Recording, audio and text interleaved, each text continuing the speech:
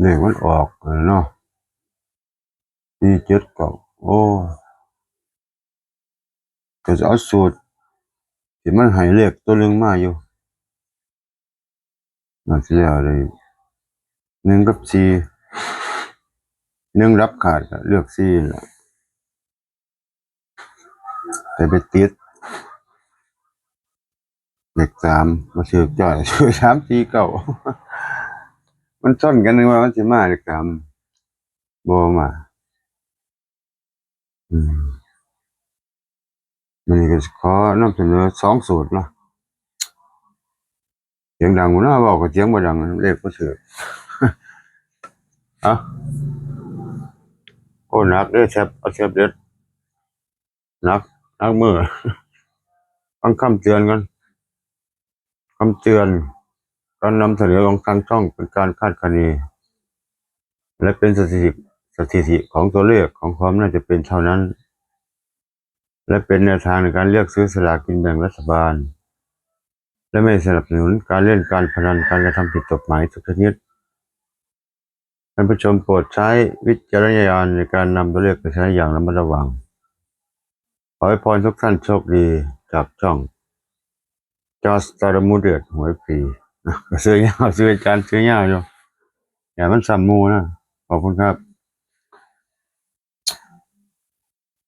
มาเบิ่งเลขวิ่งบนเนาะสัก2 สูตรมาเลยบ่ได้ไปแกะสลากก็เฮ็ดเลขกันมันสิบ่ทันเอา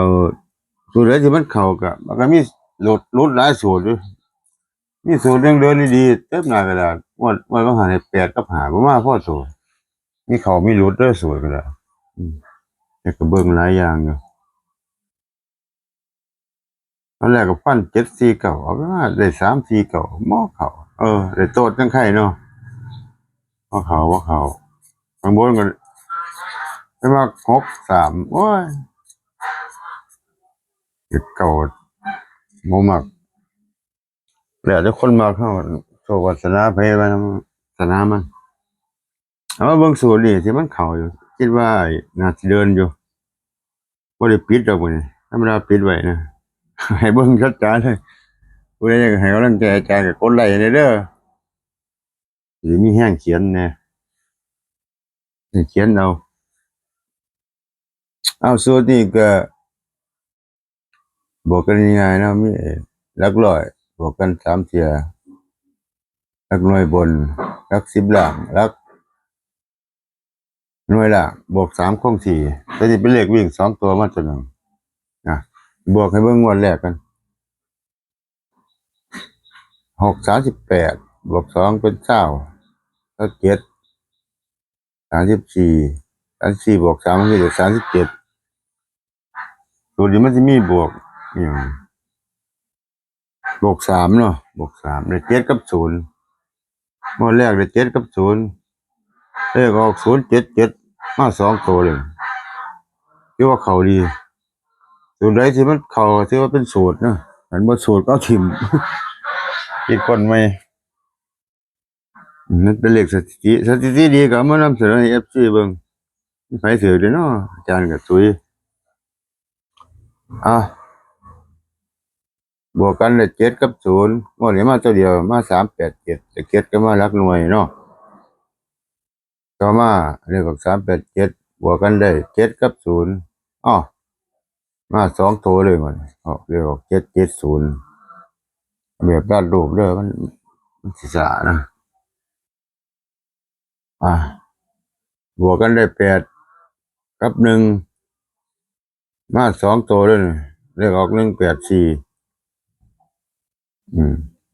โอ้มันสิมามันให้เลข2 ตัวเลยต่อมาบวกกันได้2 กับ 5เลขออก4 9 5มาตัวเดียวเนาะมาหลักหน่วยถือว่ายังให้เลขดีอยู่ต่อมา8 กับ 1เลขออก2 1 4อืมโซ่รูปนะแกคือเก่าแกไม่หาคือเก่าล่ะคือเนี่ยมึง เออเพราะในโลกสีอยู่แล้วมันเป็นกรอบเรียกกันอืมเอาจะบอกให้เบิ่งจัก2 งวดมันสิโดนเอ่อ2บวกกัน3เจีย2 3เป็น6 6 บวก 4เป็น10เป็น17 18บวก 3คงสี่เป็น21เป็น21เนาะตัวนี้มันสิบวก3คงสี่มันจังสิเข้า1 บวก 3เป็น4ว่าต้องหันเนี่ยออก4 7 9โอ้เลข4มาแสหลังมาดีเนาะเห็นบ่แถวหลังแถวหลังมาดีแฮง2 3 4 5ไปวิ่งก็สิดีเลยเนาะอ่ะ4 32บวกเลย2 บวก 921เนาะ2736บวก 3 39ใส่เครื่องคิดเลขกันเด้อคิดคร่าวๆนะเพื่อความรวดเร็วได้เลขเก้ามากก็ว่างเลขเก้าปุ๊บมาบวก3คงสี่แล้วจน9 บวก 3 12ตัวหลังบ่เอาเลข12นี่ก็เอาเลข2มาเขียนอย่างเดียวนะเลข9กับ2ซ้ำๆกันนี่ส่วนมากมันสิออกกันบ่ฮอดสิแล้ว1กับ4เนาะ1กับ4เลข4เลข1บ่มานี่อืมส่วนตัวอาจารย์จะมักตัวนี้มักเลขมักแถวหลังเนาะมักนำบ่ดอกอ่ะมาสูตรที่2ที่มันยางอยู่สูตรบ่คือกันได้สูตรสูตรบ่คือกันแต่ละขีดบ่คือกันนะเอาจักหน่อยสูตรก็สิมีหลักแสนบวกหลักหน่วยบนบวกหลักหน่วยล่างบวก8คงสี่สูตรนี้มีบวก8คงสี่เนาะ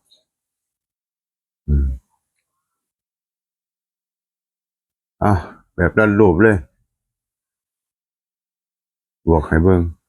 งวดแรกเนี่ยบวกอันเลข0กับ3เลขออก0 7 7เลข0ก็มาต่อมาบวกกันเลข3กับ6เลขออก3 8 7เลข3ก็มาหลักร้อยต่อมา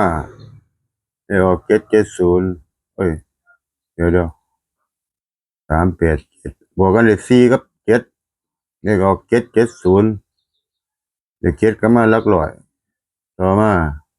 บวกกันเลข4กับ7เลขออก1 8 4ไปอยู่หลักหน่วยหน่อยแสดงว่าสูตรนี้น่าจะมา110หน่วยเนาะวันหันก็ลงให้อยู่มันก็คือว่าแล้วมัน2ตัวมันก็เบิ่งยากต่อมาเลขออก1 8 4 48บวกกันได้2กับ5เลขออก4 9 5เลข5ก็มาที่หลักหน่วยต่อมาเลขออก2 1 4เลข2ก็มาหลักร้อยรู้สึกว่าสิมาหลักร้อยดีเด้สูตรนี้เนาะผมว่าเนาะมันสิมาหลักหน่วยงวด2 งวดนี่งวดหลักหน่วยมันหลักจากนั้นมันก็มาเดินที่หลักร้อยมวยคนกี่มาเลข4เดี๋ยวสิบอกให้เบิ่ง2 งวดเนาะขายน้ำปลาบ่หลุด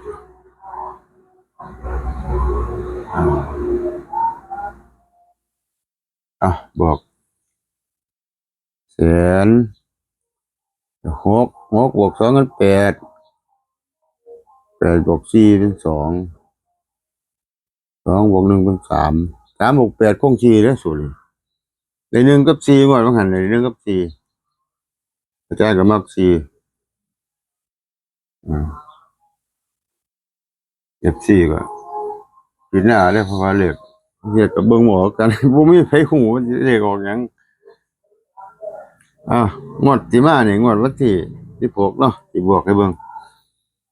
9 บวก 4เป็น3 3 บวก 9เป็น2 2 บวก 9ได้1มาบวก8คงสิเลข8บ่ชัดบ่เลยได้9 9 บวก 3 9 บวก 3ลืมเขียน เอาบวกสามเนาะเก้าก็สิบวกสามเอาบวกสาม12เนาะไปเก้ากับสองอันนี้สองสูตรมันจะให้คือกันได้เลยเออแต่มันมาตัวหนึ่งตอนนั้นยึดไอ้เก่าใช่ไหมว่าเก่าอะไรเก่าวันนี้ได้เนาะเออเทียบกันให้สองตัวนะสูตรอืมโอเคอ่ะเสาร์นี้เอาไปสองสูตรบริเก่าบริสองนั่นแหละใช่มากสองตัวกับโบหัวนะแต่เขาดีคือว่ายังกีฬากับผ่านตาเห้าเขาเนาะสิมาแถวหลังก็เอาเหล็กสองคาดใจไว้แล้วกันสำหรับ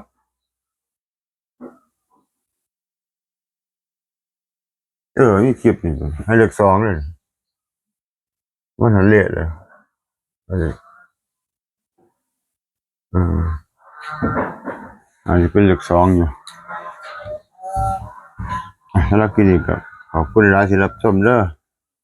เจ้านี่ก็อยู่ดีมีแห้งสวัสดีครับ